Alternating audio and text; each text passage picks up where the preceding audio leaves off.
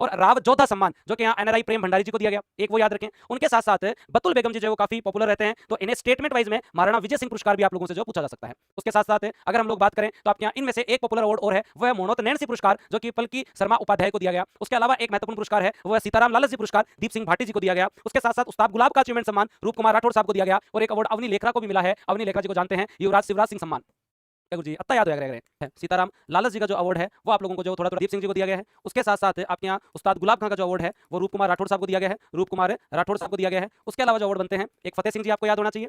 उसके साथ साथ एक एनआरआई प्रेम भंडारी जी आपको याद होने चाहिए, और एक दोस्तों आप लोगों को जो है वो रॉबर्ट नी बॉडी जो है वो याद होना चाहिए। इतने तो याद करने पड़ेंगे, कोई इलाज नहीं है, फिर अपन आगे चलेंगे। आगे हैं भी नहीं, छोटे छोटे अवार्ड। और सर प्रताप, कोमल कोठारी, राव जोधा जी और सर प्रताप, 6 अवार्ड याद कर लो।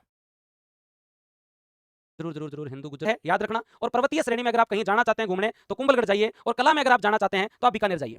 3 अवार्ड मिले हमें। पहला क्वेश्चन तो यही पूछ लेंगे, हाल फिलहाल एक क्वेश्चन पूछा था कितने अवार्ड मिले, तो 3 अवार्ड। पहले मुद्दे की बात, कितने अवार्ड मिले हैं? 3 अवार्ड मिले हैं। और इंडिया टुडे टूरिज्म अवार्ड जो है, जिसके अंदर अगर हम लोग बात करें तो हेरिटेज का आमेरगढ़ और कला में बीकानेर, कला बीकानेर, पर्वतीय कुंभलगढ़, हेरिटेज आमेर, हेरिटेज आमेर। अब ज्यादा जोड़ नहीं है तुमको, जो आना था अवार्ड।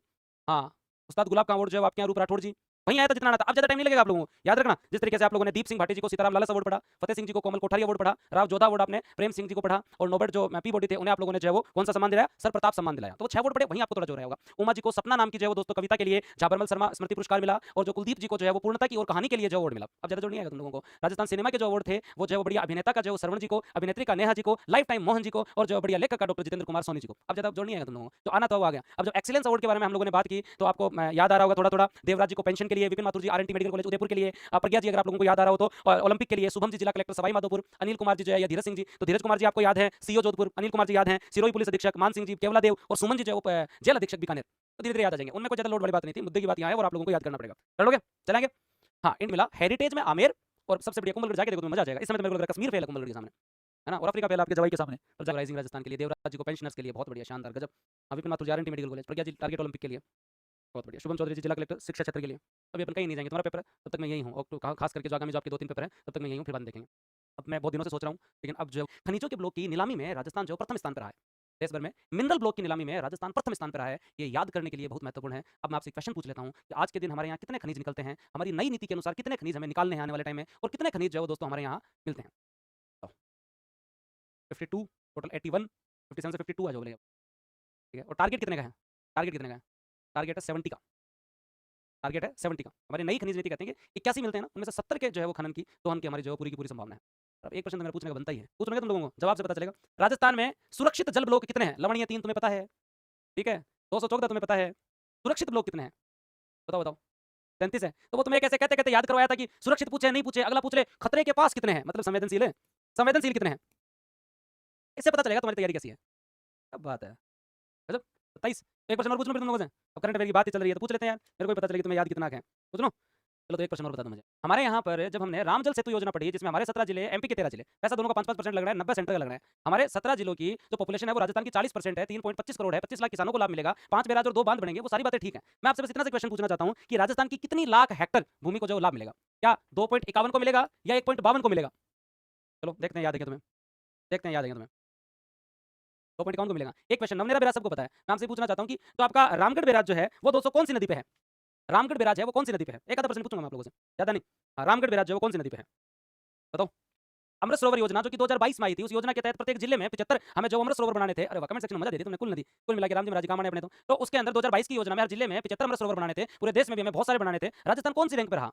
पूरे देश में यूपी 1 नंबर पे रहा, है ना, 68,842 हमने बनाए। राजस्थान में 3188 बनाए। राजस्थान कौन से स्थान पे रहा? बहुत बढ़िया। एक एग्रीस्टेक योजना चली, जिस योजना के तहत 17 दिसंबर को योजना पहले सीकर में चली, फिर 5 फरवरी को पूरे प्रदेश में चली। उस योजना में सबसे ज्यादा फार्मर आईडी जैसे जयपुर में बनी, सबसे कम जैसलमेर में बनी। पूरे राजस्थान में 51 लाख आईडी बनी। वो आईडी कितने अंक की थी?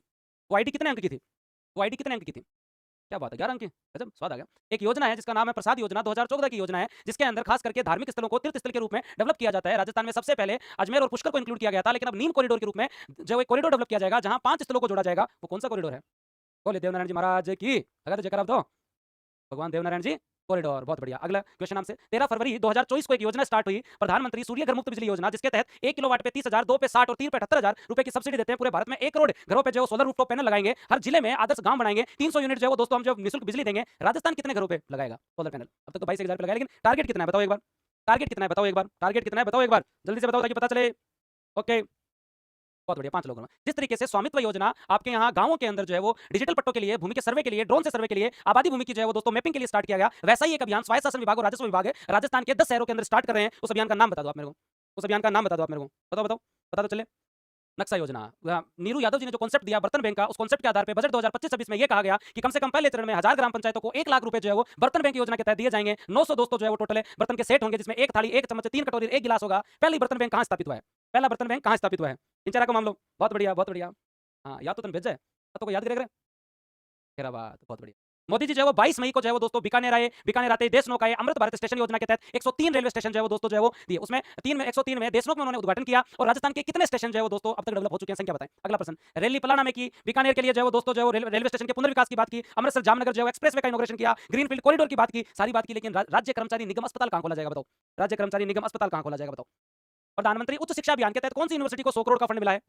कौन सी यूनिवर्सिटी को 100 करोड़ का फंड मिला है? कौन सी यूनिवर्सिटी को 100 करोड़ का फंड मिला है? जैन एंड व्यास यूनिवर्सिटी को। महात्मा ज्योतिबा फुले मंडी श्रमिक कल्याण योजना के अंदर है, पहले 50,000 रुपए जो है वो कन्याओं के विवाह पे दिए जाते थे, अब वो राशि बढ़ाकर कितनी कर दी गई है? आगे चलें, बताओ आप। याद आ रहा है तुम लोगों को? 75,000 कर दी गई है। विकसित कृषि संकल्प यात्रा हमारे यहाँ स्टार्ट हुई, और वो दोस्तों कहां से स्टार्ट हुई? बताओ। विकसित कृषि संकल्प यात्रा याद आ रहा है? रालावता। बहुत बढ़िया, याद तो है भाई, मैं सोचा याद है कौन। मतलब मजे देती तुम लोगों ने आज। 2-4 और पूछूं यार? ठीक है, काम चला ले शो, चला ले शो, कल पूछूंगा और।